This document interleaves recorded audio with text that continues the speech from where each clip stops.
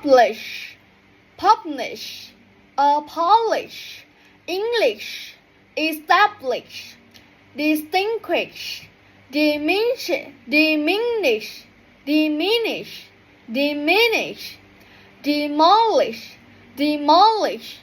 accomplish, accomplish, accomplish, accomplish, astonish, astonish, astonish, astonish,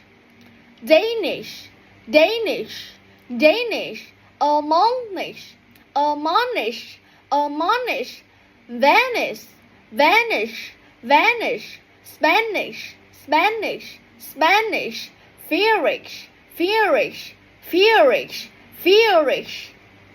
extinguish, extinguish, extinguish, extinguish, squarish, squarish, squarish,